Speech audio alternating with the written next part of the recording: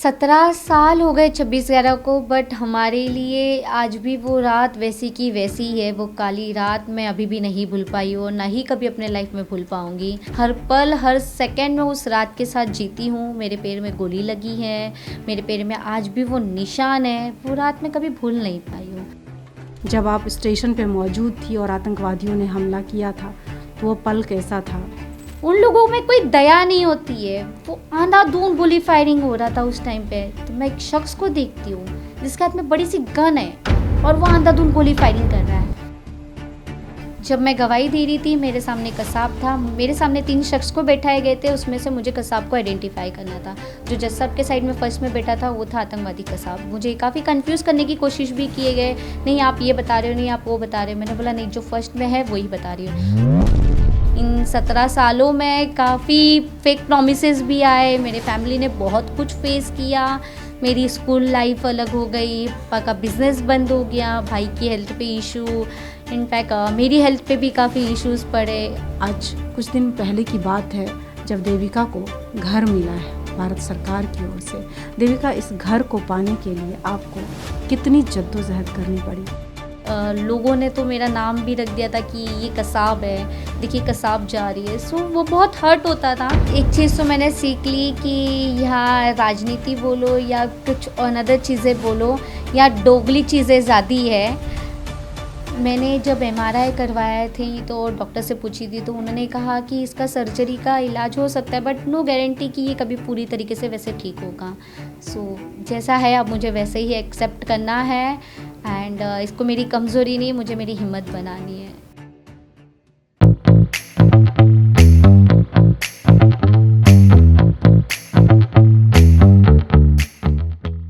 नमस्कार। मुंबई पर हुए 26/11 हमले की रात को न सिर्फ मुंबई कर बल्कि पूरे भारत देश के लोग कभी भी नहीं भूल सकते हैं।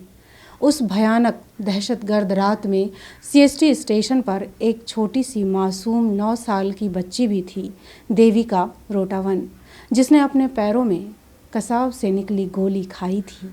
उस बच्ची ने उस वक्त भी हिम्मत नहीं हारी। यकीन मानिए, इस बात को बोलते हुए मेरे रोंगटे खड़े हो रहे हैं सोचकर भी, जबकि आज 17 साल बीत चुके हैं। आज वो बच्ची हमारे साथ है। आइए, ज़्यादा मैं बोल नहीं पाऊँगी, उस बच्ची से ही जानते हैं कि आज के दिन उनको कैसा फ़ील हो रहा है और 17 साल बाद उनकी ज़िंदगी में क्या कुछ बदलाव हुआ है। पूरी कहानी जानते हैं देविका से ही। देविका, कैसी हैं आप? जी मैं ठीक हूँ, आप कैसे हो मैम? मैं बहुत अच्छी हूँ। देविका, सच बता रही हूँ, मैंने मतलब ओपनिंग के लिए काफ़ी कुछ सोच रखा था कि देविका का इंट्रोडक्शन ऐसे दूंगी वैसे दूंगी, लेकिन आज 26/11 है, 17 साल बीत चुके हैं और इस बात को जब मैं बोल रही हूँ, जब उस घटना को सोच रही हूँ, तो मेरे रोंगटे खड़े हो रहे हैं। पूरा एक अलग ही फील हो रहा है। तो आपको कैसा एहसास हो रहा है आज के दिन? 17 साल हो गए 26/11 को, बट हमारे लिए आज भी वो रात वैसी की वैसी ही है। वो काली रात मैं अभी भी नहीं भूल पाई हूँ और ना ही कभी अपने लाइफ में भूल पाऊँगी। आज वो ऐसा नहीं है कि लोग अगर मुझे उस चीज़ के बारे में सिर्फ पूछे तब मुझे वो याद आता है। हर पल हर सेकंड में उस रात के साथ जीती हूँ। मेरे पैर में गोली लगी है, मेरे पैर में आज भी वो निशान है। वो रात मैं कभी भूल नहीं पाई हूँ। उस तरीके से ही, वैसे ही जिस तरीके से जब वो फायरिंग हुई, लोगों की चीखें, खून की निशाने, खून गिरते हुए देखना, वह आज भी मेरे आँखों में वैसे ही बसी हुई है। दोस्तों, ये वही देविका है जिसने कोर्ट में जाकर कसाब की पहचान की थी। इकलौती चश्मदीद जिसने पैरों पर गोली भी खाई और आतंकवाद का चेहरा पहचान कर उसे उसकी फांसी सुनिश्चित भी की थी। जी हाँ दोस्तों, देविका के पैरों में जो गोली लगी थी आज भी उसे तकलीफ़ देती है, दर्द देती है।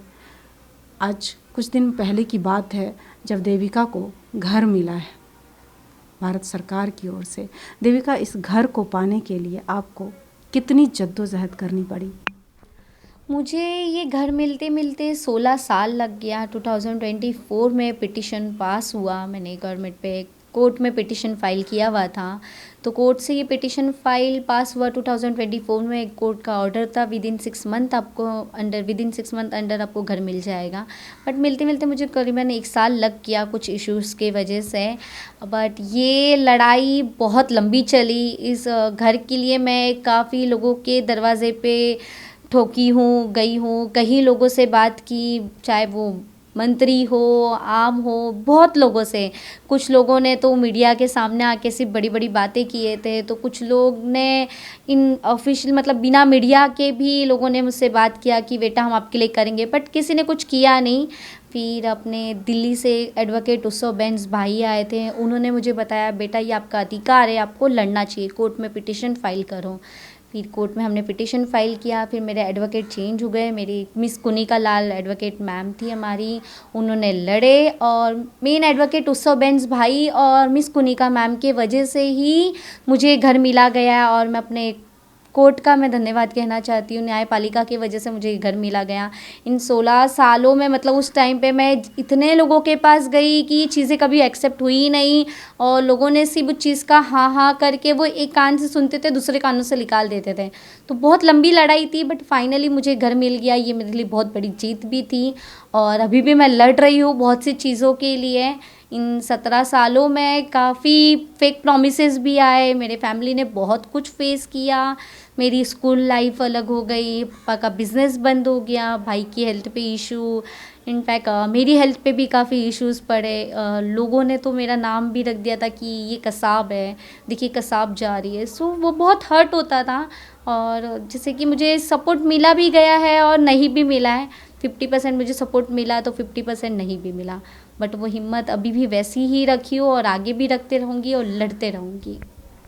बहुत हैरानी की बात है कि मतलब जहाँ पे एक साधारण से चोर को पहचानने के लिए भी इंसान 1000 बार सोचता है कि ये कल को मुझे नुकसान ना पहुँचा दे, वहाँ पर देश पर हुए आतंकवादी हमले में उस मेन आतंकी को पहचान कर उसे फांसी के तख्ते तक पहुँचाने वाली देविका को इतनी बड़ी लड़ाई लड़नी पड़ी एक छोटे से घर के लिए, उन चीज़ों के लिए जो उसे एक गिफ्ट के तौर पे नहीं कह सकते हैं, मतलब एक देना चाहिए था सामने से आके खुशी खुशी, ताकि दूसरों की भी हिम्मत बढ़े, बाकी देशवासियों की भी हिम्मत बढ़े कि वो इस तरह की हिम्मत करे, ताकि जो दहशतगर्द हैं, जो गैर इरादतन के लोग हैं,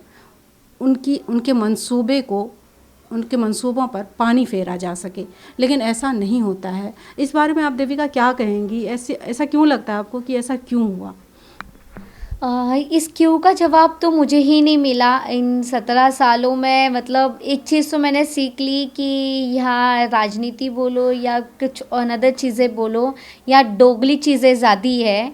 लोग जैसे आपको दिखते वैसे लोग होते नहीं है। तो आपको हर चीज़, अगर आपको लाइफ में कुछ भी चीज़ चाहिए तो उसके लिए आपको खुद से फाइट करना होगा, जब जाके वो चीज़ मिलेगी। अगर हम सोचते हैं कि नहीं हमें मिल जाएगी, मुझे उतना सपोर्ट मिलेगा या सारी कोई भी चीज़ें अनदर थिंग, बट वो नहीं मिलता है। हर चीज़ के लिए हमें फ़ाइट करना पड़ता है।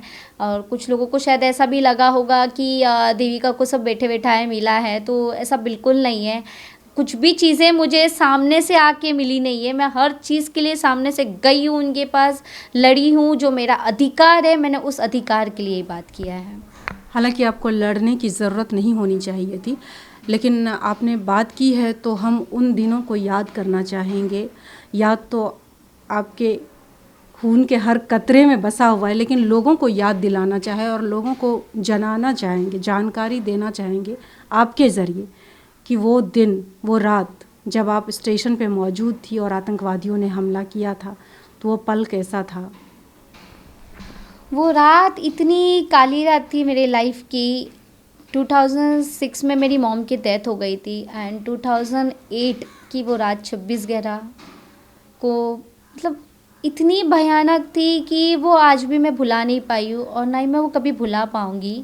और एक तरीका मेरा ये भी है कि मैं चाहती नहीं हूँ कभी उस रात को मैं भुला पाऊँ, क्योंकि अगर मैंने वो भुला दिया तो मैंने आतंकवाद को माफ़ कर दिया, जो कि मैं गलती से भी नहीं करना चाहती हूँ। उस दिन में मेरे पापा, मैं और मेरे भाई, हम तीनों पूना जाने के लिए बैंड्रा से CST गए थे। CST में हम पहुँचते, वहाँ पर 12 और 13 नंबर प्लेटफॉर्म के सामने बैठे हैं। उतने में मेरे भाई ने बोला कि मुझे टॉयलेट आया है। पापा ने बोला ठीक है बेटा, तू जाके आ जा, फिर हम टिकट निकाल के जाएंगे। वो जैसे ही गया, अचानक से बॉम्ब धमाके की आवाज़ आई। धमाका हुआ वहाँ पर, लोगों ने सामान वगैरह डाले और भागने भी लग गए। कुछ समझ नहीं आ रहा था कि तभी क्या हो रहा है।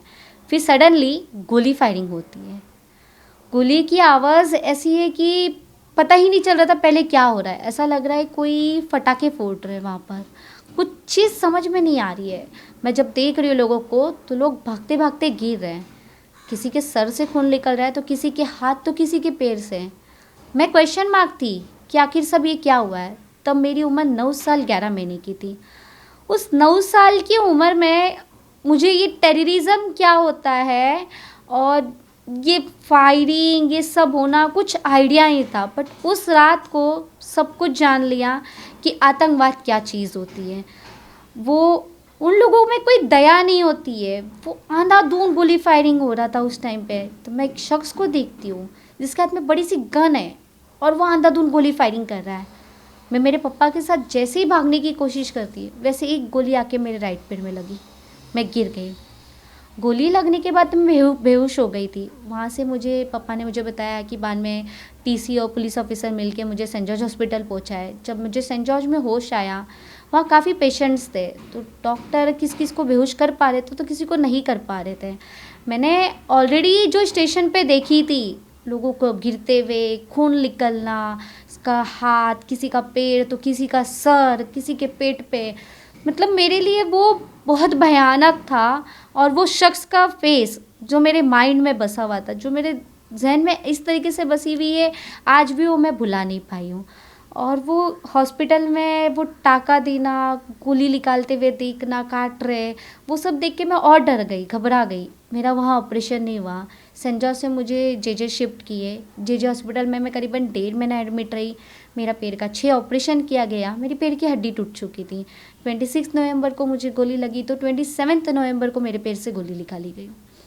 और मेरे पापा ने वहाँ पर दोनों आतंकवादी को देखा था, कसाब और अब्बू इस्माइल को, और मैंने कसाब को देखी थी। फिर कुछ टाइम बाद 2009 को 10 जून को जाके हमने कोर्ट में आइडेंटिफाई किया था। तो क्या कसाब ने जो गोली मारी थी वही आपके पैरों में लगी थी? आपने कसाब को उस टाइम में देखा जब सामने से वो आतंकवादी आ रहा है गोलियों की फायरिंग करते हुए? वो 9 साल की देविका पे तभी क्या बीत रही थी, क्या दिमाग में चल रहा था?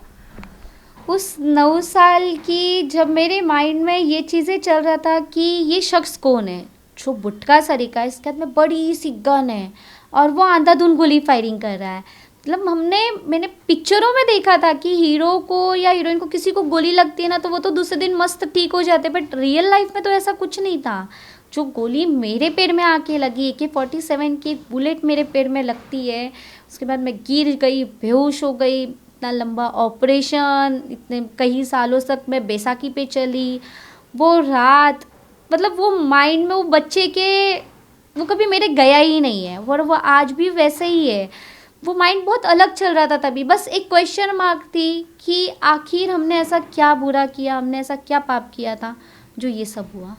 कसाब के चेहरे के एक्सप्रेशन को अगर आप याद करें तो उस वक्त उसका कैसा एक्सप्रेशन था? उसके चेहरे को देख के क्या लग रहा था, वो क्या फील कर रहा हो? कसाब का चेहरे पे देख के ऐसा लग रहा था वो इंजॉय कर रहा है। जिसे आप अभी के बच्चों को देखते हो या किसी को देखते हो ना, जो गेम्स खेलते हैं, किधर बंदूक पबजी वगैरह में ऐसा ढार ढार गोली चलाना, वो उस मोमेंट को वो इंजॉय करना, उस पल में खो जाना। कसाब का सेम रिएक्शन तभी वैसा था। वो उस चीज़ पे इंजॉय कर रहा है। उसके चेहरे पे कोई डर नहीं, कोई गिल्टी फील नहीं। अगर आप कहीं ना कहीं एक इंसान होता है ना, जो जनरली कोई एक इंसान हो जिसे गलती से भी अगर उसने कोई गलत काम कर दिया ना, उसके चेहरे पे कहीं ना कहीं गिल्टी फील होती है। उस शख्स के चेहरे पे कोई गिल्टी फील नहीं थी। उससे तो वो ऐसा लग रहा है उसे मज़ा आ रही है। हम लोगों को मार के, हम लोगों का खून देख के वो खुश हो रहा था। वो उस मोमेंट को वो इंजॉय कर रहा है। बस अंधाधुंध गोली फायरिंग किए जा रहा है, ना बड़े बुजुर्ग बच्चे किसी को नहीं देख रहा है, बस वो गोली मारे जा रहा था। वो गोलियां चलाते हुए चलता चला जा रहा था। उस वक्त जब आपके पैर में गोली लगी तो आपके पापा उस वक्त कहाँ पे थे? पापा मेरे साथ थे। जब मुझे गोली लगी मैं गिर गई, मैं बेहोश हो गई थी। पापा मेरे साथ ही थे। पापा मेरे ऊपर गिर गए थे। पापा ने ही बाद में मुझे हॉस्पिटल पहुंचाया, पापा और वहाँ पर पुलिस ऑफिसर और टीसी मिलकर। और पापा मेरे भाई भी मुझसे बिछड़ चुके थे। मेरे पापा चिंता में थे कि मेरी बेटी एक आधी अधमरी यहाँ पड़ी हुई है। उन्हें खुद को नहीं पता था कि शायद मेरे में जान बची भी है या नहीं। मेरे पैर में लगी है बट बच्ची मेरी गिर चुकी है। मेरा बेटा भी मुझसे लापता है, बट उन्होंने उस टाइम पे बहुत शान से, समझदारी से उन्होंने मेरी जान भी बचाई और खुद की जान भी। तो उस टाइम में आपका भाई जो वॉशरूम गया था, क्या वो वॉशरूम में ही था, वहीं पे रुक गया गोलियों की आवाज़ सुन के, या बाहर आया? उसने कैसे खुद को संभाला, कैसे बचाया? भाई ने बताया, जब वो गोली फायरिंग की आवाज़ आई, बम धमाके की, वो कुछ टाइम थोड़ा अंदर थे, बाद में वो बाहर निकले, वो स्टेशन पे पूरे घूमे, वो हम लोगों को ढूंढ रहे थे और हम उन्हें ढूंढ रहे थे, क्योंकि पब्लिक इस तरीके से भाग रही थी कि आप किसी को तभी वहाँ ढूंढने के लिए एक सेकंड भी ढंग से वहाँ खड़े नहीं रह पाओगे, कि धक्का दे के जाना और वो फायरिंग, वो बम धमाका, लोगों को भागते भागते गिरते हुए देखना। भाई भी वो सारी उस मोमेंट पे वहाँ पर थे, उन्होंने वो खुद सब कुछ देखा। फिर वो ढूंढते ढूंढते हमें हॉस्पिटल पहुँचे। उधर उन्होंने किसी को पूछा तो उन्होंने बोला शायद तुम्हारी बहन को कुछ लगा है, आप जाके एक बार हॉस्पिटल में चेक करो। कि हमारा आना जाना सीएसटी से काफ़ी बार रहता है। इनफैक्ट अभी भी मैं सीएसटी आती जाती हूँ, ऐसा नहीं कि मैंने 26/11 के बाद कभी सीएसटी में पैर नहीं दिया हो। हमेशा मैं वहाँ कई बार गई हूँ, 2 साल। इनफैक्ट मेरा कॉलेज, जूनियर कॉलेज भी सीएसटी में ही था, तो मेरा हर टाइम वहाँ से उस जगह पे आना जाना होता ही है। तो देविका, मैंने आपके इंटरव्यू में ये भी सुना है कि जब आपके भाई वहाँ हॉस्पिटल में गए, वो वहाँ पे बैठे रहते थे दिन रात, तो उन्होंने भी पेशेंट की देखरेख की थी, जिसकी वजह से उन्हें इन्फेक्शन हुआ और आज भी उसकी वजह से उन्हें परेशानी झेलनी पड़ रही है। तो ये क्या है? जब मैं जेजे हॉस्पिटल में एडमिट थी, मेरे साथ मेरे पापा, मेरे भाई रहते थे साथ में ही, तो डॉक्टर भाई को बोलते थे कि बेटा आप ऐसे ही बैठे रहते हो, तो देविका का हम रोज़ थोड़ा ड्रेसिंग नहीं हो पाता है, तो कभी कभी आप कर दीजिए, हम आपको बता देंगे। तो भाई ने बोला हाँ ठीक है, मैं कर दूँगा। भाई ने फिर मेरा ड्रेसिंग किया, पहले दिन 2-3 दिन मेरी पट्टी की। फिर दूसरे पेशेंट्स भी बोलने लगे कि जैसा अपनी सिस्टर का ही क्यों करता है, हमारा भी करने बोलो। बट मिस्टेक एक चीज़ की हो गई कि भाई ने कभी हाथ में ग्लोव्स नहीं पहना, मुंह पे मास्क नहीं लगाया। और मैं बहुत छोटी थी इस वार्ड में, तो मुझे काफ़ी प्यार आता था, मतलब बहुत लोग आते थे तो लाड प्यार करते थे। डॉक्टर्स है, कोई और आते थे, मीडिया या अनदर लोग जो भी आते थे मिलने, तो बहुत लाड प्यार करते थे। तो कोई ना कोई फल है, कुछ ना कुछ खाने का आते रहता था, तो मैं इतना नहीं खाती, नहीं मुझे नहीं है, मुझे नहीं खाना है, मुझे नहीं खाना है। भाई काम करते करते खाने लग जाते थे। तो वो किसी में क्या बीमारी थी और वो जो दवाई था वो भाई को रिएक्ट हो गई, तो उनके गले में गांठ हुआ, तो गांठ का इलाज किए, वो ठीक हुआ। बाद में देन उनकी पीठ पे स्पाइनल कॉर्ड पे टीवी हो गई, तो वो करीबन कुछ 3 साल तक तो बेड रेस्ट थे। वो उठ नहीं पाते थे, चलने भी नहीं होता था उनको, उठे तो खड़े होते तो वो गिर जाते, काफ़ी हेल्थ उनकी इशू हो गई। आज भाई आधे मेरे हैंडीकैप ही है, उनका बैकबोन का ऑपरेशन हुआ है बड़ा। इनफैक्ट अभी भी उनके बॉडी में फिर से बीमारी वही बता रहे हैं, तो उसके इलाज चालू है हमारा। उसके बाद कितने दिन लग गए थे हॉस्पिटल से बाहर आने के लिए आपको, इलाज के बाद? मुझे करीबन 1.5 महीना एडमिट रही हॉस्पिटल में, और उसके बाद बैसाखी से करीबन 1.5-2 साल तक मैं बैसाखी से चली हूँ। तो काफ़ी टाइम गया, बट वो पेन आज भी होता है मुझे पैर में। ठंडी में काफ़ी इश्यूज होती है, पैर में एकदम क्रैम्प आ जाना ज़ोर से, और फिर वो स्वेलिंग हो जाती है, ज़्यादा रनिंग वगैरह होता है मेरा, या भाग दौड़ की वजह से भी फिर वो पेन काफ़ी होता है। अभी भी वो दर्द है पैर में। तो अभी डॉक्टर का क्या कहना है, ये पेट हमेशा के लिए बना रहेगा या इसका इलाज है? मैंने जब एमआरआई करवाया थी तो डॉक्टर से पूछी थी, तो उन्होंने कहा कि इसका सर्जरी का इलाज हो सकता है, बट नो गारंटी कि ये कभी पूरी तरीके से वैसे ठीक होगा। सो जैसा है अब मुझे वैसे ही एक्सेप्ट करना है, एंड इसको मेरी कमज़ोरी नहीं, मुझे मेरी हिम्मत बनानी है। बहुत अच्छी बात कही देविका, आप न सिर्फ अपने फैमिली के लिए, अपने समाज के लिए, बल्कि पूरे देश के लिए आप प्रेरणा बनी हुई हैं। देविका, जब कसाब को पहचान करने के लिए कोर्ट में आपको बुलावा आया था, तो आप उस वक्त राजस्थान में थी, अपने गांव में थी, तो कैसे कॉल गया था, किसका कॉल गया था, फिर कितने दिनों बाद आपको मुंबई आना था? जब मुझे डिस्चार्ज मिला गया था, मैं मेरे राजस्थान गांव गई थी, हमारे एक कुल देवता मंदिर गई थी हम। वहाँ कुछ टाइम तक हमने सोचा कि हम यहाँ रुक जाते गांव में, थोड़ा माइंड फ्रेश हो जाएगा, क्योंकि हमारे लाइफ में ये 2 इंसिडेंट हो गया एक चीज़ के लिए। 2006 में मेरी मॉम की डेथ होना एंड 2008 में गोली लगना, तो हमारे लिए बहुत बड़ी चीज़ें हो गई थी कि एक हादसे से हम पहले ही उभर नहीं पाए थे, तो और दूसरा हादसा हमारे लाइफ में आ गया। और यह हादसा ऐसा था कि कुछ पता ही नहीं था, और ना ही मुझे आगे गारंटी थी कि मैं अपने पैरों में कभी चल भी पाऊँगी या नहीं। वो एक चीज़ बहुत अलग थी, और वो शख्स का फेस। फिर कुछ दिन बाद वापस हमें पुलिस ऑफिसर का कॉल आया कि आप कोर्ट में आके आइडेंटिफाई करोगे कसाब के खिलाफ। तो हमने बोला हम तैयार हैं। मुंबई क्राइम ऑफिसर से फ़ोन आया था मेरे पापा को, मेरे पापा से बात किए, बोले कि आप पक्का आएंगे। हमने बोला हम आएंगे। फिर 10 जून को 2009 को मैं और मेरे पिताजी कोर्ट रूम पहुँचे थे। मेरे से पहले मेरे पापा की गवाही हुई थी, फिर मेरी हुई थी। क्या जब आप गवाही दे रही थी उस वक्त आपके सामने कसाब था? जब मैं गवाही दे रही थी मेरे सामने कसाब था। मेरे सामने 3 शख्स को बैठाए गए थे, उसमें से मुझे कसाब को आइडेंटिफाई करना था।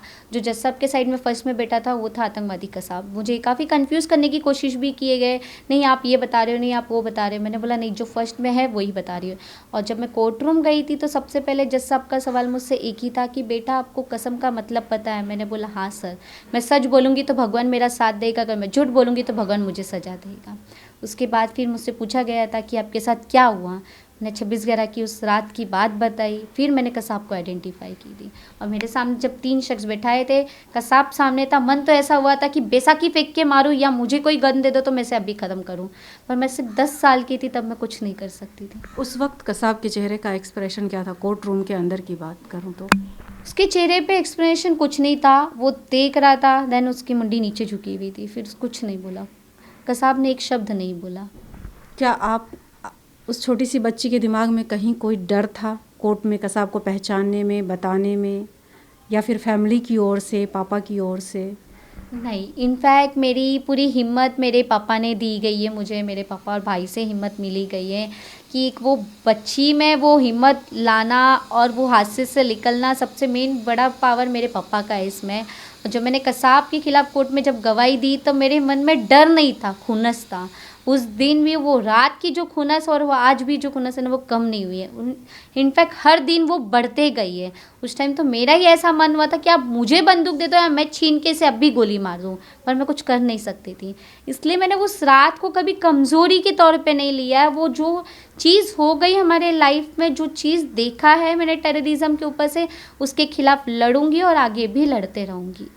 अच्छा देविका, हमने ये भी सुना है कि जब कसाब को पहचानने की बात आई थी, कोर्ट में बयान देने की बात आई थी, तो फैमिली की ओर से और आस पड़ोस वालों ने भी आपको और आपके पिताजी को काफ़ी रोका था कि ये मत करो, इससे परेशानी होगी न सिर्फ आपको बल्कि हमें भी।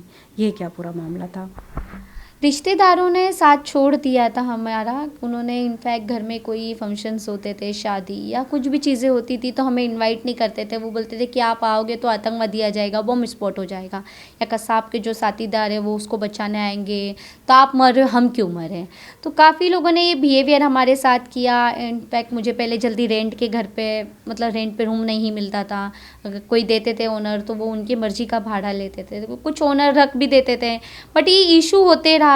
कुछ बाजू में भी कभी कभी लोगों को प्रॉब्लम्स होने लगती थी, तो 50% मुझे सपोर्ट मिलता था और 50% नहीं मिलता था। बट अभी रिसेंटली फैमिली मेम्बर्स इनवाइट करती है, पर कहीं ना कहीं आज भी उनके मन में वो डर है। कुछ लोग सामने बोल देते हैं अभी भी और कुछ लोग नहीं बोलते हैं। उन सब का ऐसा था कि आपने बच्ची को आगे क्यों लाया, क्यों खड़ा किया, बेटी है, बेटी को घर बैठाओ। तो मेरे पापा ने कहा कि मैं बेटी और बेटा में कभी भेदभाव नहीं करता। मेरी बेटी, जो बेटा नहीं करके दिखा सकता वो मेरी बेटी करके दिखाएगी। तो उन्होंने वो हमेशा मुझे वो सपोर्ट दिया और कभी अपनी हिम्मत हारने नहीं दी। इनफैक्ट मेरे पापा मुझे ये चीज़ सिखाते कि हमारे आर्मी ऑफिसर वो अपने फैमिली को छोड़ के अपने देश के लिए इतना सब कुछ करते हैं। हम तो अपने फैमिली के साथ रहते हैं। हर वो दिवाली, हर होली चीज़ें हम इंजॉय करते हैं, साथ में बनाते हैं। वो भी नहीं बना पाते, तो हम अपने देश के लिए कुछ तो कर सकते हैं। एटलीस्ट उतना नहीं तो कुछ तो, थोड़ा तो सही हम करें। तो वो चीज़ों के लिए वो मुझे हिम्मत देते हैं और आज भी मैं उस हिम्मत पे हूँ। फिर न सिर्फ फैमिली मेम्बर, समाज, बल्कि स्कूलों में एडमिशन के लिए भी देविका को काफ़ी ज़्यादा परेशानियों का सामना करना पड़ा। दोस्तों, आप हैरान हो जाएंगे, क्या सच्चाई है देविका इसमें? जी, जी, मुझे स्कूल के एडमिशन भी नहीं मिल रही थी। मुझे स्कूल वाले ने कहा था कि आप यहाँ आओगे तो बम स्पॉट हो जाएगा, गोली फायरिंग होगी। इस कारण से मुझे और मेरे पिताजी को धक्का दे के स्कूल से निकाल दिए थे। देन हम नीचे आए, फिर मीडिया थी वहाँ पर, तो मीडिया को हमने सारी बातें बताई। जो काम ना ही नेताओं ने, ना ही नगर सेवकों ने, ना ही किसी ने नहीं कर दिखाया। वो काम एबीपी अखिल भारतीय विद्यार्थी स्टूडेंट्स ने किया। उनके कारण मुझे वही स्कूल में एडमिशन मिला एंड मैं 7th से लेके 10th तक वही स्कूल में पढ़ के निकली। मैम ने अपनी गलती भी एक्सेप्ट की एंड मुझे बाद में वो स्कूल से बहुत सपोर्ट भी मिला गया। दुख कुछ चीज़ का ये था कि तभी मन में ये चीज़ आती है बच्चों के सबसे पहले कि मैंने ऐसा क्या गलत काम किया जो मेरे साथ ये चीज़ें हो रही हैं। और मेरा कहना एक ही है कि अगर बचपन में आप बच्चों को सही रास्ता नहीं दिखाओगे तो बच्चे जल्दी सही रास्ते पे नहीं चलते हैं। उस टाइम वो मोमेंट ऐसी थी मेरे लाइफ की कि आप सभी को, मुझे मतलब बहुत लोगों को सपोर्ट करना चाहिए था, बट कुछ लोगों ने वो सपोर्ट नहीं किया। वो बहुत दुख होता था कि ऐसा सब क्यों हो रहा है। और लोगों ने स्कूल्स में भी कहीं, वो बहुत जगह पर ऐसा नाम रख दिया था मेरा कि कसाब जा रही है, देखो कसाब आई। तो वो बहुत हर्ट करता था कहीं ना कहीं कि मैं कोई कसाब नहीं हूँ और ना ही मेरा नाम कोई कसाब है। मैं देविका हूँ और मैंने अपने देश के लिए किया है, मैंने आतंकवाद के खिलाफ लड़ने के लिए किया है। तो मैंने कोई गलत काम नहीं किया है। बट एक चीज़ होती है, आपको अपने पे विश्वास रखना है। आप सच्चाई के रास्ते पे चलते हो तो कहीं मुसीबत आती है, बस लड़ते रहना है। ध्यान दें दोस्तों कि ये सिर्फ देविका के आस पड़ोस वालों या रिश्तेदारों की बात नहीं है, ये हमारे पूरे समाज की बात है कि हम अपने बच्चों को कैसी शिक्षा देते हैं। क्या उसकी हिम्मत बढ़ाने का काम करते हैं या उसे डर से भागकर घर में छुपने की प्रेरणा देते हैं। ये हमारे ऊपर डिपेंड करता है, हम अपने समाज का निर्माण किस तरह से करते हैं। स्कूलों में जहाँ हम बच्चों को भेजते हैं कि वो हिम्मत सीखेंगे, पढ़ेंगे, लिखेंगे, देश के लिए कुछ करने की बात सीखेंगे नहीं सिर्फ, बल्कि अपने आप को वैसा बनाएंगे।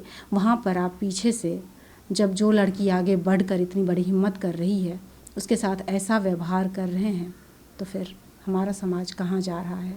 देविका, वैसे बाद में उस स्कूल में आपको एडमिशन मिला, फिर बाद में रवैया कैसा रहा?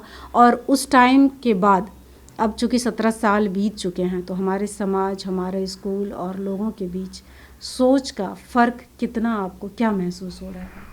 उस स्कूल में बाद में मुझे काफ़ी सपोर्ट मिला। मुझे मैम से भी, टीचर्स से भी बहुत प्यार भी दिया गया। उन्होंने मुझे सपोर्ट भी किया एंड अभी तक मैंने अपना ग्रेजुएशन कंप्लीट कर लिया है। कॉलेज में मुझे इश्यूज़ नहीं हुई कोई एडमिशन के लिए, स्कूल की हुई थी। बट एक चीज़ कहूँगी कि अभी भी शायद समाज कुछ चीज़ को लेके अब तक पीछे है। आज भी मुझे हर चीज़ के लिए लड़ना पड़ता है। अभी तक मुझे वो उतनी सपोर्ट नहीं मिली गई।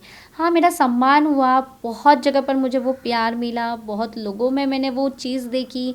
कई लोगों ने बोला कि बेटा आप ऐसे ही करते रहो। कई बच्चियों ने, कई लड़कियों ने मुझे बोला कि दीदी आप ऐसे ही करो, आपको देख के हमें प्रेरणा मिलती है। तो वो चीज़ से मुझे और हिम्मत मिलती है कि मैं भले कितनी भी मुसीबत आए ऐसे ही लड़ते रहूँ। महाराष्ट्र सरकार या भारत सरकार की ओर से आपके लिए काफ़ी कुछ वादे किए गए, उनमें से कितने वादे पूरे हुए, कितने अभी भी अधूरे हैं, क्या है? वादे तो सरकार करने के बाद अक्सर भूल जाती है, बट कुछ वादे पूरे हुए मेरे भी। जैसे घर के लिए थे तो वो वादे के लिए हम ही लड़े हैं उनके पास जाकर कि हमारा घर हो जाए, मुझे एटलीस्ट बस रहने का एक खुद का घर मिल जाए। मेरी ये उम्मीद ज़्यादा थी उनसे, वो मिल गया फाइनली। बस ये अभी मैं सरकार से है आगे भी इच्छा कि आप मुझे हमेशा बस सपोर्ट करें। जो मेरा सपना है उस सपने के लिए वो मेरा साथ दे। मेरा एक ही सपना था कि मैं एक आईपीएस ऑफिसर बनूं और टेररिज्म को ख़त्म करूं। बट अगर मैं आईपीएस नहीं बन पा रही हूँ तो मैं उन बच्चों को बनाऊंगी जो अपने देश के लिए कुछ करना चाहते हैं, जो आतंकवाद के खिलाफ आवाज़ उठाना चाहते हैं, जो बुराइयाँ के खिलाफ लड़ना जानते हैं।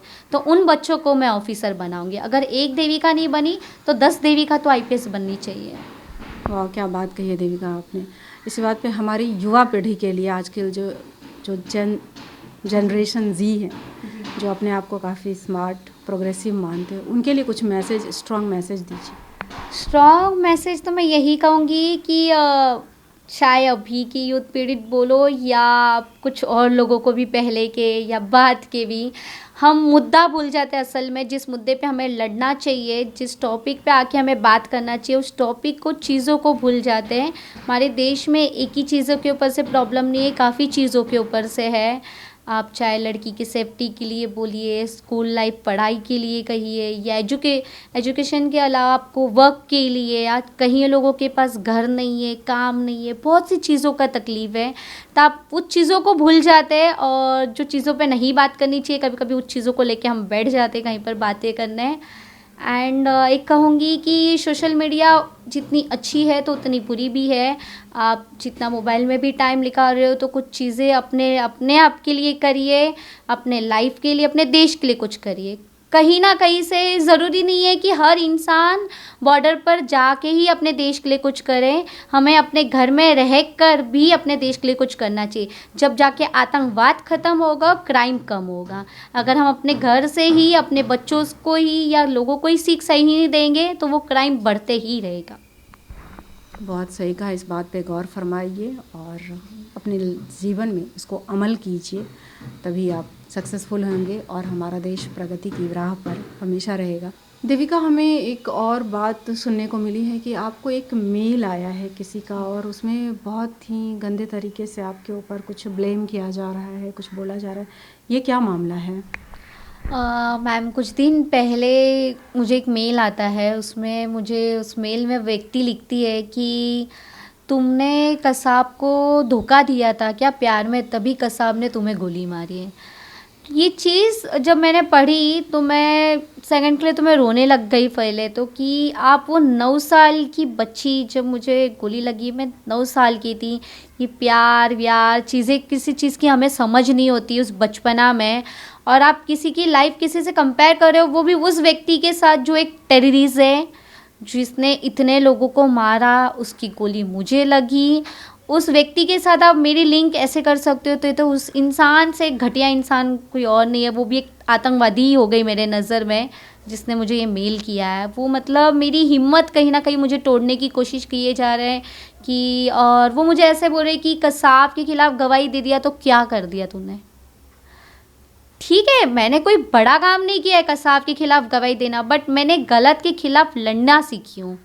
सो मुझे जो लोग जितनी गिराने की कोशिश करेंगे मैं उतनी उठ के आऊँगी, अपनी हिम्मत कभी नहीं हारूंगी। दर्द होता है, मुझे तकलीफ़ होती है कि आज तक मैंने सिर्फ कसाब नाम, मेरे ऊपर लोगों ने कसाब बोला, कसाब की डॉटर तक कहा, मतलब बहुत चीज़ों के ऊपर मुझे नाम दिया उन्होंने। बट अभी ये एक चीज़ एक अलग आ जाती है कि आप सीधा आप ऐसे बोल रहे हो कि मेरा वो आतंकवादी के साथ कुछ था और उसने मुझे गोली मारी इसलिए, तो ये चीज़ें बहुत गलत होती है और तकलीफ़ होती है मुझे। कब की बात है, ये मेल कब आया? ये मेल मुझे अभी कुछ 1 मंथ ही हुआ होगा इस बात को। मतलब 1 महीने बीत चुके हैं। इसकी कंप्लेन आपने की? मैंने पुलिस ऑफिसर से भी बात किया था, तो मुझे ऑफिसर्स ने भी कहा कि ये तो साइबर क्राइम का मैटर है देविका, तो मैंने साइबर क्राइम पे एक सर है हमारे, मैंने उनको भी बोल दिया था, तो वो बोले कि हम इसको अपने तरीके से हैंडल कर लेंगे। बट उस चीज़ का, उस व्यक्ति का मुझे कुछ पता नहीं चला है अभी तक। क्या लगता है आपको सीरियसली लिया नहीं गया इस चीज़ को? शायद से ऐसा हो सकता है कि उन्होंने सीरियसली नहीं भी लिया हो, क्योंकि उस व्यक्ति ने जो मेल टाइप किया है ना, वो बहुत कंफ्यूजन मेल भी है। वो एक तरफ क्या लिखना चाहती है, एक तरफ ये भी लिख रहा है, नो नो वो मेल है, फीमेल है या अनदर कौन है, हम नहीं जानते वो चीज़ के लिए। एक तरफ वो ऐसे भी लिख रहे हैं कि मेरी मम्मी तुम्हें बहुत पसंद करती थी बट अब वो भी नहीं करती है। सो मतलब तुम जताना क्या चाहते हो मुझे वो नहीं पता। तुम खुद सामने से मुझे आके एक मेल टाइप कर रहे हो, उसमें कुछ भी बद्दा लिख देते हो, और मतलब लोग इतने गिर जाते हैं कि वो सोचते भी नहीं कि हम क्या टाइप कर रहे हैं। तुम किसी को इतना भी मत गिराओ कि तुम खुद इतने गिरे हुए हो। सो मैंने चीज़ों को भी इग्नोर करना बहुत सीख चुकी हूँ। हाँ, बट मैं लड़ूंगी उस चीज़ के लिए, जो भी है। मुझे कोई गलत चीज़ बोलेगा तो मैं उस चीज़ के लिए लड़ते रहूँगी, क्योंकि मैंने कभी गलत को बढ़ावा नहीं दिया है। आप जो गलत कर रहे हो वो गलत ही है। देविका, 1 महीने की बात है, आपने कंप्लेन भी किया, तो क्या उसने आपने फिर से उसका अपडेट लिया वहाँ पे जाके कि साइबर क्राइम डिपार्टमेंट में कि क्या एक्शन लिया गया, क्या उसकी छानबीन की जा रही है? जी, मैंने जिनको कहा, मतलब जिनको कंप्लेंट दी थी, तो उन्होंने बोला कि इसके ऊपर से प्रोसेस चल रहा है, मुझे कुछ अपडेट आएगा तो मैं आपको करता। तो अभी तक मुझे कुछ अपडेट मिला नहीं गया है। जब मुझे धमकियाँ आई गई मेरे फैमिली को, मैं उस चीज़ से नहीं डरी मैम, तो इस चीज़ से मैं क्या डरूँगी अभी। तो जिसे जो बोलना है करने दो। हमें पता है कि हम अपने देश के लिए लड़ रहे हैं और हम सच्चाई के रास्ते पर हैं। तो सच्चाई के रास्ते पे 100 मुसीबत आती है, बट हमें लड़ना पड़ता है। आपने धमकियों की बात की कि फैमिली को धमकी आई, तो फैमिली को किस तरह की धमकी आई और कहाँ से आई?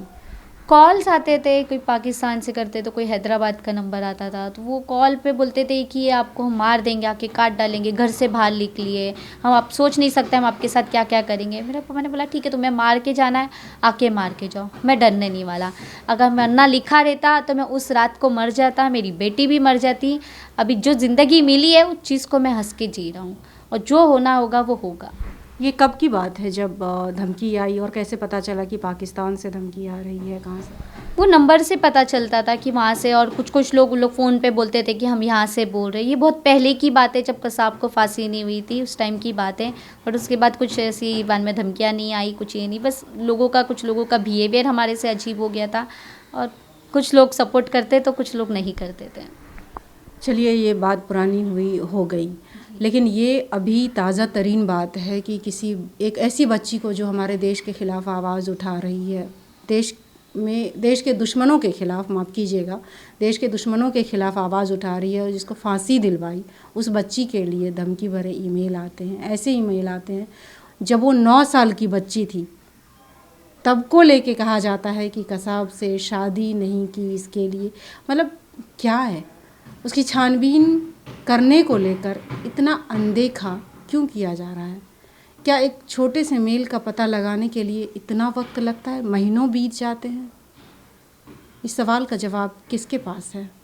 देविका, इन दिनों आपकी लाइफ में क्या कुछ चल रहा है? आप काफ़ी बीमार थी, मैंने जब से आपसे बात की। आप कोई जॉब ज्वाइन करने वाली थी, क्या था? और पढ़ाई, एजुकेशन का क्या चल रहा है, क्या कुछ चल रहा है, वो बताएं। इन दिनों तो मैम कुछ टाइम से मेरी हेल्थ बेटर नहीं है। इनफैक्ट आज भी थोड़ी ओके हेल्थ है मैम मेरी। इस नवंबर का ही मेरा ये अभी 22 को एक बहुत बड़ा इवेंट था, इस हेल्थ के वजह से मैं उस इवेंट में भी नहीं जा पाई। उस चीज़ का दुख भी हो रहा है मुझे काफ़ी, बट कोई नहीं, ज़िंदगी है, कई मौका और आगे मिलेगा मुझे। जॉब के लिए मुझे काफ़ी मेहनत करनी पड़ती है। इनफैक्ट मैं ही नहीं, इस दुनिया में हर कोई मेहनत करता है, बट मुश्किल से मुझे जॉब मिलता है, बट कुछ ना कुछ रीज़न होता है जो मुझे जॉब लीव करना पड़ता है। एंड कभी कभी ऐसा होता है कि मुझे जॉब मिलता ही नहीं है, कहीं टाइम लग जाती है, सालों लग जाती है। आज मेरे डिग्री करके मुझे 2 साल होने आया, बट अब तक स्टिल मैं घर पर ही हूँ। जिस देविका ने बचपन से ही इतना कुछ झेला है, कह सकते हैं कि 6-7 साल की उम्र से, 7 साल की उम्र में होंगी, जब आप 7 साल की होंगी तब माँ चली गई, और 9 साल में इतना बड़ा दर्द झेला, और तब से तकलीफ़ झेल ही रही हैं। तो देविका के लिए किस्मत कितना मायने रखता है? किस्मत बहुत बड़ी चीज़ होती है। उस किस्मत के वजह से ही, मेरे माँ बाप के आशीर्वाद के वजह से, आप सबका साथ के वजह से उस 26/11 की रात से मैं निकल के आ पाई। वो मेरे लिए एक बड़ी ज़िंदगी थी। एक माँ बाप ने जो पहला जन्म दिया मुझे वो, और सेकंड जन्म हुआ मेरा 26/11 में, क्योंकि ये दोनों में ही मुझे बहुत कुछ सीखने मिला है और चीज़ों को मैंने समझी हूँ। इन 17 सालों में बहुत कम उम्र में बहुत सी चीज़ों की नॉलेज हो गई कि यहाँ लोग कितने अपने हैं और कितने अपने नहीं हैं, और कैसे आपको हर चीज़ के लिए लड़ना पड़ता है।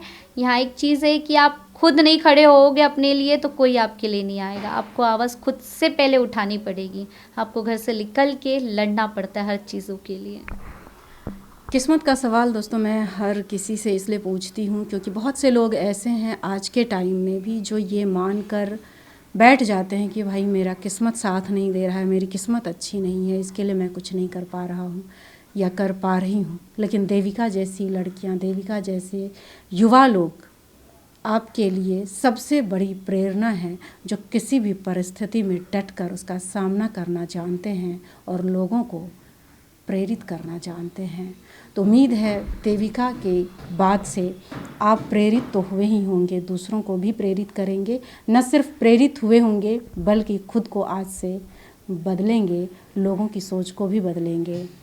अगर आपके दिलों को हमारी बातचीत ने छुआ है तो याद रखिए, एक छोटी सी बच्ची के हिम्मत ने यह बता दिया है कि आतंकवाद हारता है और इंसानियत हमेशा जीतती है।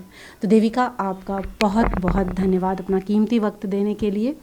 Thank you ma'am. और मेरी एक ये इच्छा थी कि कसाब को फांसी हुई उस बात से बहुत खुशी है, बट जो अभी भी मास्टरमाइंड जो कसाब जैसे लोगों को बना रहा है, जो कसाब पालता है, हम नहीं जानते वो कितना कसाब तैयार कर रहे हैं वहाँ पर। तो जो मेन मास्टरमाइंड ख़त्म होगा तब लगेगा हाँ मुझे पूरा इंसाफ मिला है और सारे ऑफिसरों को सच्ची श्रद्धांजलि मिली गई है। उसके पहले अभी तक वो सारी चीज़ें अधूरी है। अब तक हमें इंसाफ की पहली सीढ़ी हम चढ़ रहे हैं, अभी बहुत लंबी लड़ाई है, इसे लड़ना है। ऑपरेशन सिंदूर हमारी सरकार ने जवाब भी देना चालू कर दिया है। तो मैं ये कहूँगी ये तो ट्रेलर है आतंकवाद के खिलाफ के लिए, फिल्म तो अभी बाकी है। मतलब देविका का साफ तौर पर कहना है कि अभी शुरुआत हुई है, चुन चुन कर देश के दुश्मनों को जब तक खात्मा न कर दिया जाए तब तक हमें शांति से बैठना नहीं चाहिए।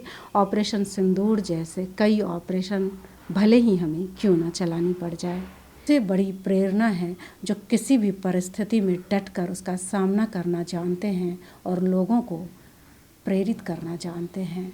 तो उम्मीद है देविका के बाद से आप प्रेरित तो हुए ही होंगे, दूसरों को भी प्रेरित करेंगे।